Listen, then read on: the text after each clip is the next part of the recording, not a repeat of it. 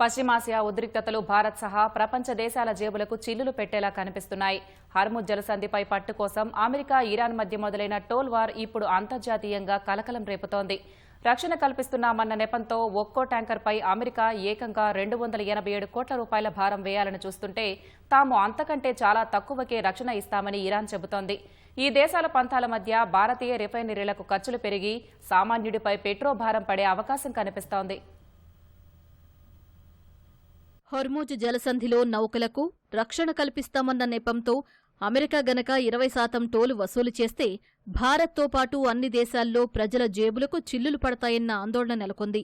Trump ప్రతిపాదన లెక్కన చూస్తే పూర్తిస్థాయిలో లోడ్ చేసిన ప్రతి చమురు సూపర్ ట్యాంకర్ నుంచి అమెరికా $30 మిలియన్ అంటే 287 కోట్ల రూపాయలు వసూలు చేసే అవకాశం ఉంటుంది.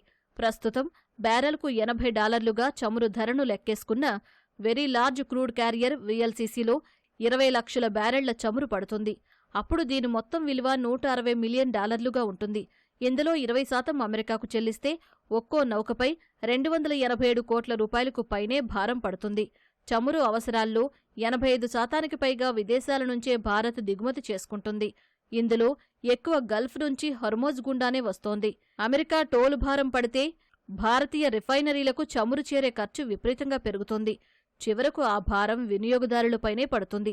కేవలం టోలు ట్యాక్స్ మాత్రమే కాక ఓడల బీమా ప్రీమియంలు, రవాణా ఛార్జీలు కూడా పెరుగుతాయి. యుద్ధం తర్వాత హర్ముజ్ను గుప్పెట్లోకి తీసుకున్న ఇరాన్ ఒక్కో నౌకపై సుమారు 19 కోట్లు మాత్రమే వసూలు చేస్తోంది. ఇది కూడా తాత్కాలిక నిర్ణయం మాత్రమే.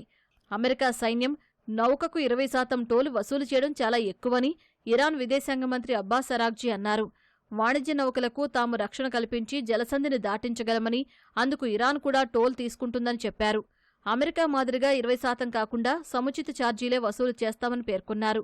ఇలాంటి గల్ఫ్ సంక్షోభాల వల్ల చమురు సరఫరా ఆగిపోకుండా ఉండటానికి భారత్ కొన్నేళ్లుగా రష్యా, ఇతర దేశాల నుంచి చమురు కొనుగోళ్లను పెంచుతూ దిగుమతులను వైవిధ్యభరితం చేస్తోంది. అయితే ఉక్రెయిన్ యుద్ధం సాకుతో రష్యా చమురును కొనుగోలు చేయవద్దని అమెరికా ఆంక్షలు పెడుతోంది.